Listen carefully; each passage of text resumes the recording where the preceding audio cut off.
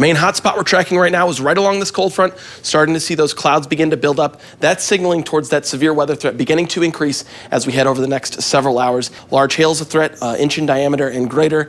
The potential for a strong tornado off to our southwestern counties, here shaded in the red region, but we could still see a tornado as far northwest for places like Columbia and Jefferson City up towards Moberly. Jefferson City, I know a lot of people might be watching there right now.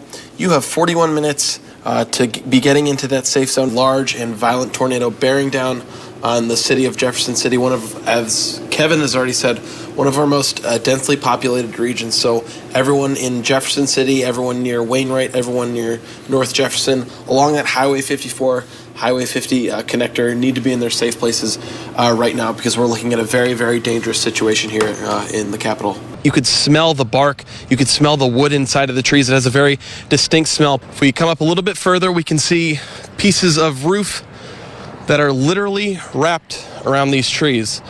The circulation, as we were watching it on Wednesday evening, looked like it started to weaken as it headed toward Jefferson City, but obviously didn't weaken enough to get that tornado off the ground. I'm ABC 17 Storm Track meteorologist Luke Victor at the St. Louis National Weather Service office in St. Charles, Missouri. It was this office that issued the tornado emergency just before midnight on May 23rd, 2019 for the tornado that hit Jefferson City. It was also this radar above me that detected that rotation nearly 100 miles away.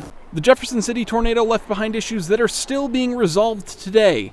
It also presented the issues the National Weather Service faces when warning central Missouri for severe storms and what steps they take to better serve our communities without always having the clearest picture. Obviously, the radar's view of the sky is going to get higher and higher off the ground the further we get from the radar. And so over Jefferson City, the lowest the nearest radar can see is about 7,000 feet. And our area isn't totally in the dark. I spoke with Neil Fox, an atmospheric science professor who specializes in radar and maintains a research radar facility of his own with the University of Missouri. What we saw when we saw those presentations was that the height of that storm enabled them to observe it and have real confidence. ABC 17 Storm Track meteorologist Luke Victor explains what made our radar imagery look like one of America's bakery favorites. Snow fell across mid-Missouri this afternoon, and as that snow was approaching, there was an interesting trend on radar, and it may have had a little bit of something to do with donuts.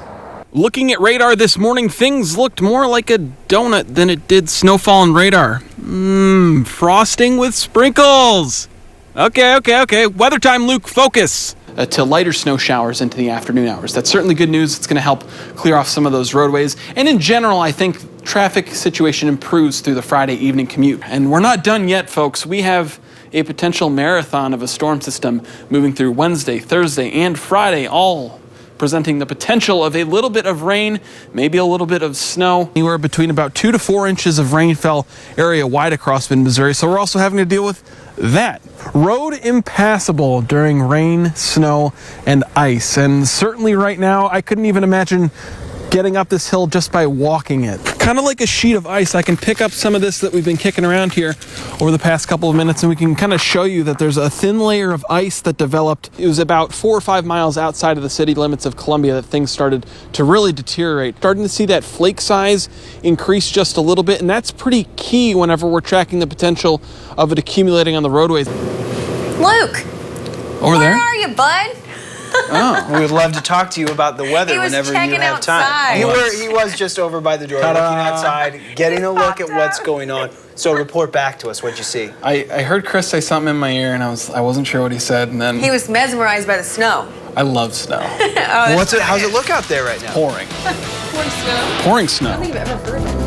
Well, it's pouring out there. Check out this live camera from Columbia. Threat for the most dense fog in mid-Missouri, so something you're going to want to watch out for as you're likely going to be heading to work at this time, and it's likely going to be the busiest out, or where you're likely going to... There goes the weather wall. Here's your ABC 17 Storm Track 7-day forecast. The camera's doing whatever it wants to do this evening.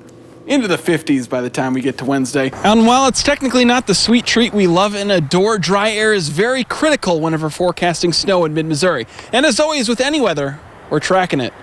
Reporting from the roof, I'm Storm Track meteorologist Luke Victor.